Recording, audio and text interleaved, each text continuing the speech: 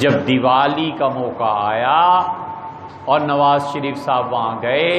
تو ہم نے اسی جگہ پہ بیٹھ کے آپ ہی سے کہا تھا کہ کوئی غرض نہیں ہے سیاست سے،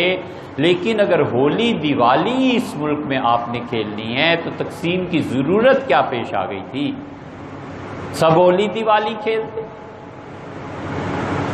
اور بلاول صاحب نے بتوں پر دودھ چڑھایا اور وہ بتوں کی عبادت کی۔ کوئی احساس نہیں ہے کہ کس ملک میں ایک بڑا لیڈر ہے، ممکن ہے کبھی وہ وزارت عظمیٰ پر آ جائیں، یہاں کیا پتہ چلتا ہے، اور بتوں کی عبادت۔ ہم یہ نہ کہیں کہ وہ مشرک ہوئے، لیکن اس فعل کے شرک ہونے میں کوئی شبہ ہے؟ اور اب وہ تیسرے لیڈر عمران خان صاحب، جو کچھ کل انہوں نے کیا ہے، کوئی پوچھنے سننے والا نہیں ہے کہ یہ کیا کرنے جا رہے ہیں یہ سارے لیڈر، محض اس لیے کہ غلط فہمی اور غرے میں مبتلا ہیں کہ حکومتیں مل جائیں گی اور یہ ہو جائے گا۔ ہم نے مانا آپ کو حکومت مل گئی، ہم نے مانا آپ نے پورے دنیا پہ حکومت کر لی، اللہ کے سامنے کوئی جواب دینا ہے یا نہیں دینا، اور خدا کو بھی منہ دکھانا ہے کہ نہیں دکھانا۔ اس امت مسلمہ میں کوئی ایک فرقہ اس بات کا قائل ہوا ہو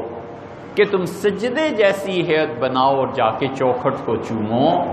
یہ کون اس بات کا قائل ہے؟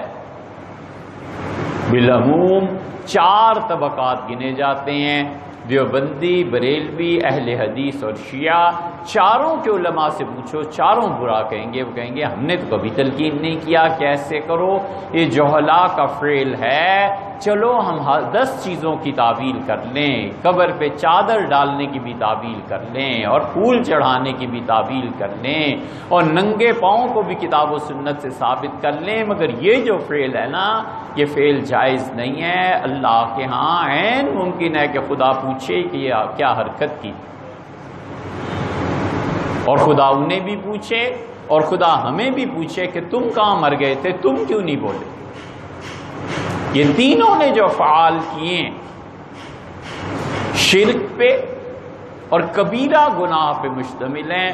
ہم ان سے بیزاری کا اظہار اس لیے کرتے ہیں کہ اللہ قیامت میں ہم سے نہ پوچھے، اور نہ خدا ہم سے یہ پوچھے کہ ہم ان کے حمایتی اور طرفدار تھے اور ووٹ ان کو دیا کرتے تھے۔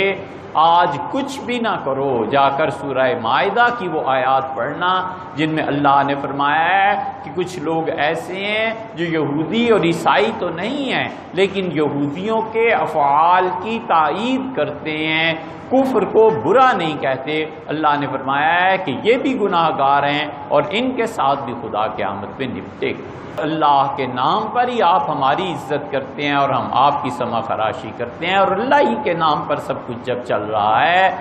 تو یہ حرکتیں جو جس مسلک کا بھی ہے، ہم کہتے ہیں پبلک میں تشہیر کیوں کرتے ہو، لوگوں کو ترغیب کیوں دیتے ہو؟ اس کا مطلب یہ ہے کہ ایمان اور کفر کی حرکتیں، ان دونوں کے کوئی وزن ہی نہیں ہے،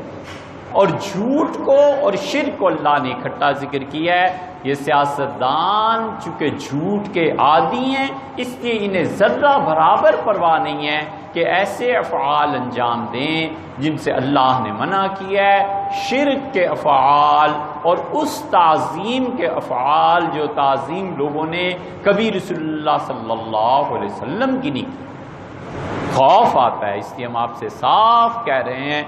ایسے نہ ہو کہ قیامت میں ہم علم کے نام پہ جو تہمت لگی ہوئی ہے کہ یہودیوں کے ساتھ کھڑے ہوئے ہوں، اور اللہ قیامت میں ہم سے پوچھے کہ ممبر پر بیٹھے تھے اور اتنا بھی نہیں ہو سکا کہ جہاں اس طرح کی حرکتیں ہو رہی تھی تم اسے برا کہتے۔ اللہ گواہ ہے اس بات پہ، اور قیامت میں گواہ رہنا۔ ہم اس فعل سے نفرت کا اظہار کرتے ہیں، بیزاری کا اظہار کرتے ہیں، اور ہم ہرگز ان چیزوں میں شریک نہیں ہیں۔ اللہ کی پناہ مانگتے ہیں کہ خدا کی توحید میں نقب لگائیں یا رسول اللہ صلی اللہ علیہ وسلم کی ختم نبوت کے غدار بن جائیں۔